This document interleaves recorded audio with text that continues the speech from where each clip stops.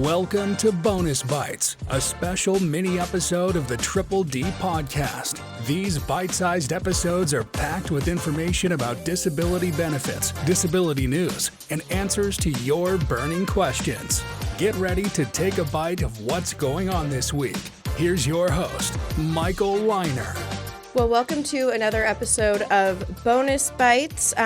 And we are recording today this is Tuesday. So again, bringing you the very latest information. You actually sent me a story last night, Michael, that we're going to be talking about in our headlines today. We're keeping this content fresh, Katie. We're trying to keep it fresh, bringing the latest news. What's been going on with you this week? How's everything been going? You know, this was a busy week of following children around soccer tournaments.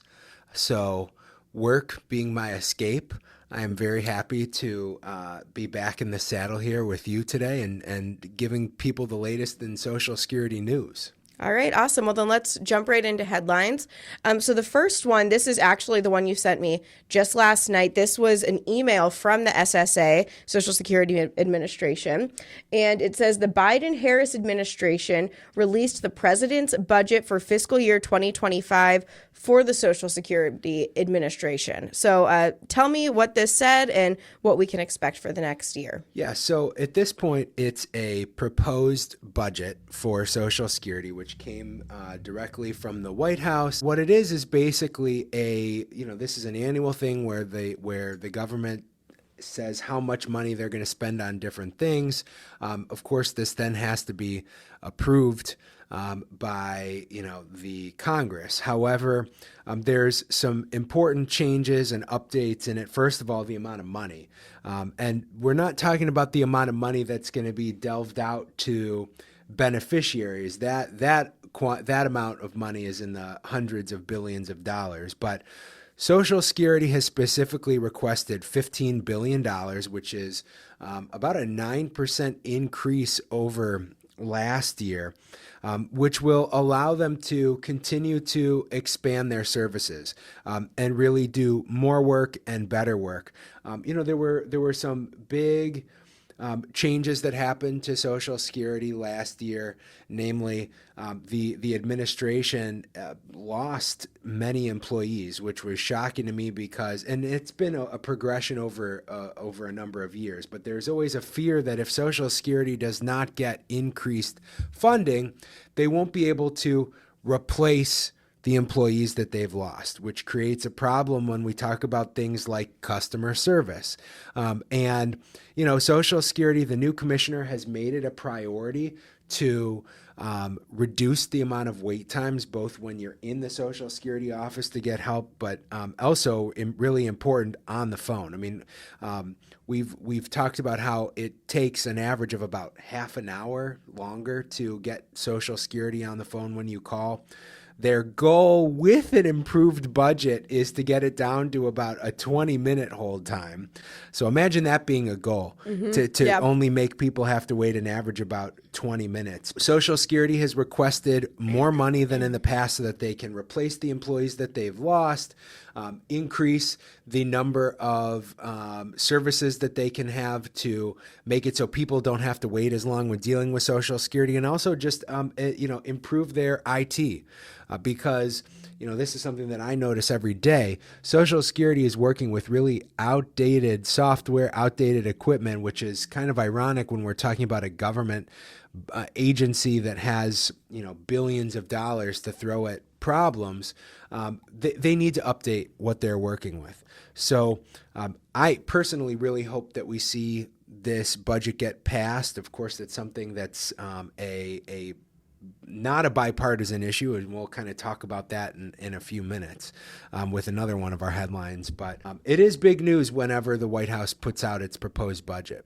Absolutely. Why don't we just skip ahead to that headline then, just kind of go right into it. So this is one that is from thehill.com, and this is Trump on Social Security and Medicare cuts. Quote, "There is a lot you can do." So do you think there's a lot you can do?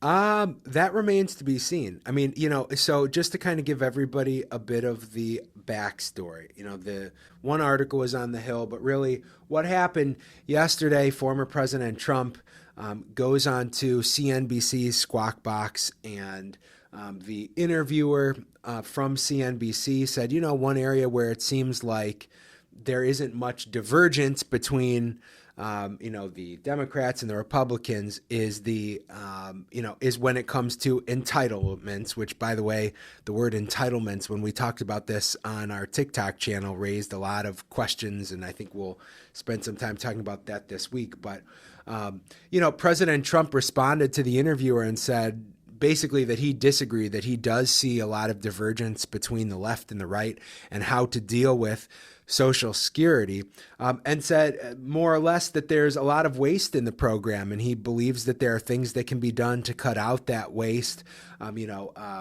Things like overpayments to people, people potentially collecting benefits who shouldn't be receiving benefits. And so, then of course, right after former President Trump goes on CNBC and says this, President Biden got on X, formerly known as Twitter. I always feel like we need to clarify that. And said, not on my watch, basically saying he won't approve of anything that cuts benefits to beneficiaries.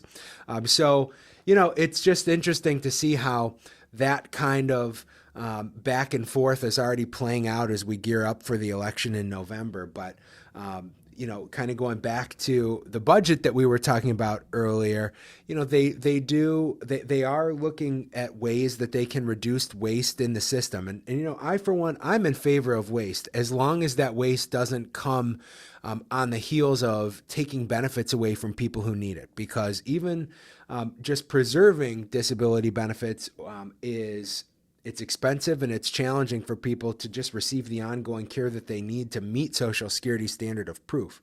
But it'll be really interesting to see how Social Security gets positioned as a topic of interest in the upcoming election. But, especially from the last 24 hours and things that I've seen going back even further, it does seem like Social Security is going to be a buzzing topic. So, but that was our headline, the quarreling yesterday between President Biden and former President Trump.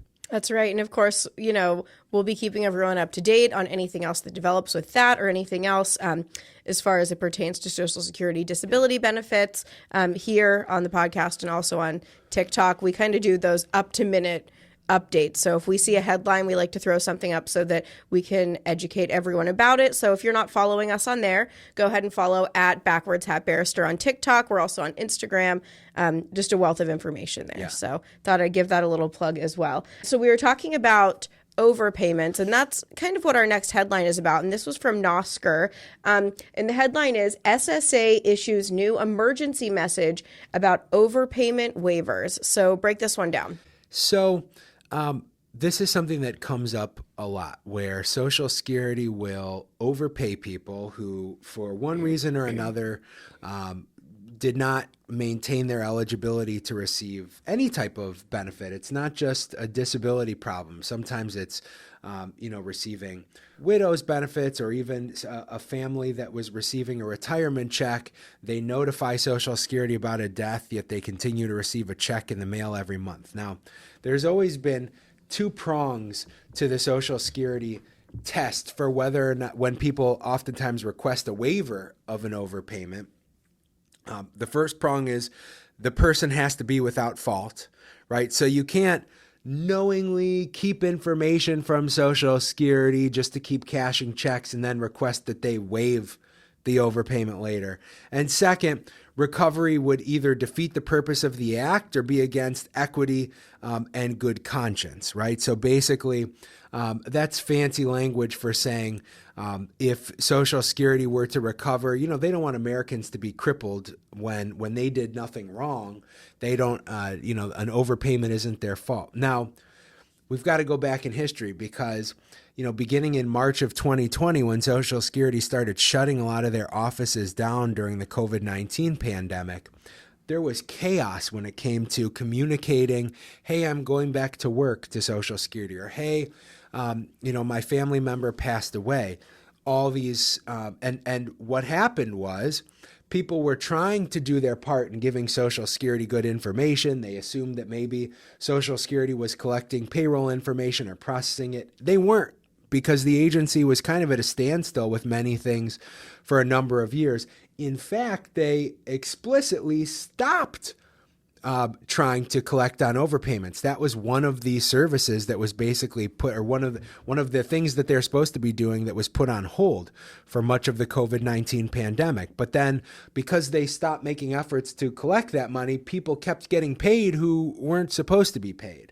And so this new emergency message basically comes out and says, you need to consider the circumstances related to the COVID-19 pandemic when an overpaid individual alleges that something that the agency did prevented them from reporting their changes. So that's kind of a big deal to a lot of people who are staring at $50,000, $60,000 overpayments now when they did everything that they were supposed to do. And hopefully, those will be scaled back for many people. So that's exciting to see. Absolutely. And then our final headline for today, it also comes from the Social Security Administration. And this is one that we actually did talk about on TikTok. Social Security extends disability determination time. So tell me what this means and how big that extension is. Yeah, and I think everything kind of fits together today with what we were talking about earlier as far as the budget, because one thing that we've spoken about on here a lot on TikTok is just it takes forever to get a Social Security disability claim approved. Myself, all disability, representatives who are helping people apply for disability around the country received an email that came from the administration last week, basically saying that in their communications to us as representatives, but also to clients, they're going to be revising how long they tell people the expected wait time for benefits will be. In previous communication that would go out from Social Security, it would basically say that, an initial application would take somewhere in the realm of 4 to 6 months in order for them to process the application and give people an answer. Now they're requesting about 220 to 270 days. So what it's an indication of is Social Security realizing that they've been miscommunicating how slow this process is to people, and increasing several months to how long they tell people to expect it's going to be. Now, this goes hand in hand with some of what we've talked about. There's many states where right now that wait time is actually more than a year. But even just revising it to be 7 to 9 months is kind of a big deal. And I'm sure that that's one of the things that the administration is thinking about when they request more money in this budget for the upcoming fiscal year than they did in previous years, because these wait times creeping up, it's crippling to people who need this money. They need to, keep a roof over their heads. This is a tough conversation that I have with clients every single day. So hopefully the realization that, Social Security is even having to increase the wait time that they're communicating to people will make, Congress say, we need to pass a budget to improve our services for people. Absolutely. I have a follow-up question for that. Was the wait time already taking that long? They just weren't saying it should take that long? Absolutely. So it was already, it's just kind of a revision of the language, essentially. Here in Ohio where we live, and, now obviously we practice all across the country. But here in Ohio, Social Security, our local services are pretty decent. I mean, normally 4 to 6 months is roughly an average wait time for an answer. There's cases that go quicker and there's cases that take longer. An average is just, it's the sum of outliers. But in other parts of the country, it's been taking much longer than it does here. So it is a big step just because it changes how I communicate with my client. It certainly creates a problem for me when I'm telling a client in Wisconsin or Maryland, states where it takes a year for Social Security to make a decision. Hey, just so you know, it'll probably take Social Security a year to get back to you. And they come back to me and say, I just got communication from Social Security that says it's going to be 4 to 6 months. So now they look at me like I'm lying to them, or I'm trying to slow down the process. It's still not perfect. Social Security still needs to give people, maybe break it down more regionally where they're telling people in individual states how long it is. And this is publicly available information that I think we do a good job of disseminating. But it's a step in the right direction, but really the big step in the right direction would be reducing the backlog and making it so people don't have to wait a year or 9 months or even 4 to 6 months to get an answer when this is money they need today. So now we want to move on to our next segment, which is our listener questions. We always like to pull these from our TikTok, also from our website. If you want to submit one, you can visit our website, linerlegal.com, click on community in the Triple D podcast, and it's a really simple form people can fill out. So our first one actually comes from TikTok, and the question is money deducted from SSI, or are you ineligible for SSI if you get financial help from family while waiting for benefit approval? The answer is yes. And, a lot of it depends on what help they are giving. But something that I see pretty often is people who are applying for SSI benefits who, that maybe they've got a generous family member that's giving them $1,500 per month to pay their basic living expenses while they're waiting on SSI to come through. Now, I want to make sure I'm very clear. We're only talking about SSI here because if somebody has worked and earned the work credits to receive SSD benefits, then assets, help from others does not matter. But when we're talking about SSI, which is a disability benefit that is based on having limited income and resources available, when somebody is getting money from a family member, unearned income, that really, it's held dollar for dollar against that SSI amount. And if Social Security is able to catch on to that, perhaps because it's money that gets deposited into a bank account, that can really create a dilemma and a problem for the person later on when Social Security goes to calculate the back pay and they're deducting that $1,500 a month from the $943 max that the person was receiving to begin with, and it wipes it all out. Now, we've been talking the last few weeks, updates that have come from Social Security and how if you're living in a house with other people and your rent is paid for because you're living there with other people, or